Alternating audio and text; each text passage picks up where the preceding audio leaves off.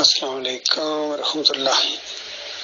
یہ دو آیتیں بڑی ہی زبردست طریقے سے ان کی قرأت بھی کی گئی ہے اور ان کا معنی مفہوم بھی بہت ہی زبردست ہے۔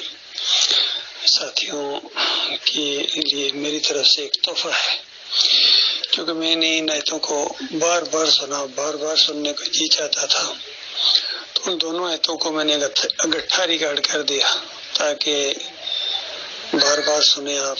ایک تو زبانی یاد ہو جائیں گی، پھر اس کا جب احساس ہوگا تو آپ کو عمل کرنے کا مزہ آئے گا۔ ایک آیت تو وہ ہے کہ اللہ تعالیٰ فرماتا ہے ہم نے انسان کو پیدا کیا ہے اور ہم اس کے جی کے اندر اٹھنے والے وسوسوں سے واقف ہے۔ وسوسے اندازہ لگائیے۔ اب بتاؤ کہاں چھپو گے؟ کون منافقت کرے گا؟ کس کو دکھاؤ گے؟ مالک فرماتا ہے کہ میں اس کے دل کے اندر اٹھنے والے وسوسے سے بھی واقف ہوں اور میں اس کی رگ جان سے زیادہ قریب ہوں۔ اس طرح تو یہاں اس طرح ڈر بھی لگتا ہے کہ اللہ تعالیٰ تو ہر چیز سے واقف ہے، اور خوشی بھی ہوتی ہے کہ انشاءاللہ ہمارے ارادوں سے بھی جب مالک واقف ہے تو ہمارے ارادے بڑے زبردست ہیں، اور یہ اسی کی توفیق سے ہے، یہ اسی کا احسان ہے کہ اس نے پیدا کیا ہے، یہ اسی کا احسان ہے کہ اچھی سوچ دی ہے، ایمان دیا، مسلمان بنایا، انسان بنایا، پھر مسلمان بنایا، پھر ہمارے اندر شرک تھا، پھر مومن بنایا مالک نے۔ اب جماؤ کی نعمت عطا فرمائی، جم گئے ایمان خالص کے اوپر، ہم جم گئے۔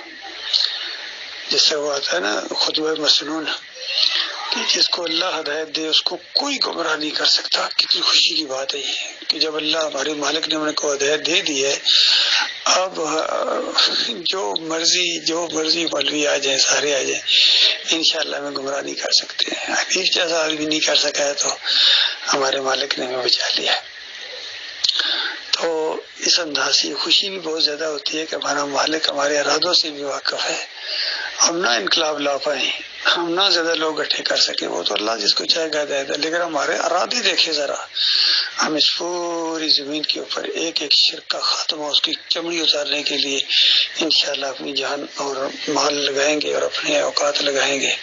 ہم کر پائیں نہ کر پائیں، لیکن انشاءاللہ ارادے ہمارے یہی ہیں کہ ایک مورتی نہیں رہے گی، ایک قبر جس نے سر اٹھایا ہوا ہے اس کو باقی نہیں رہے گی، سارے مندر گرا دیے جائیں گے، سارے مزار گرا دیے جائیں گے، اور ہر درگاہ اور پیری مریدی کا نام و نشان نہیں ہوگا، اور جمہوریت سواری پیدا نہیں ہوتے، سب شرک اور کفر کا انشاءاللہ ہم ختم کر دیں گے۔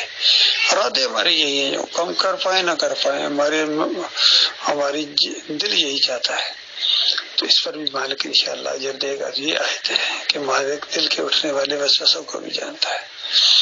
دوسری آیت سورہ الفرقان کے مالک فرماتا ہے جس نے توبہ کی، سچی توبہ، اور اللہ کی طرف پلٹا، اس نے تو پلٹنے کا حق ادا کر دیا ہے۔ اور پھر اگلا حصہ اس کا یہ ہے کہ مالک ایسوں کو بہت زیادہ معاف کرنے والا ہے، اور مالک ان کو نوازے گا، ان کو اطمینان رکھنا چاہیے۔ تو یہ دو آیتیں ہیں جن کو میں نے اکٹھا ریکارڈ کر دیا، بار بار آپ سنیں، بار بار سنیں، مزہ آئے گا، اور اسی طرح آپ کو یاد بھی ہو جائیں گی اور ایمان ہر وقت تازہ رہے گا۔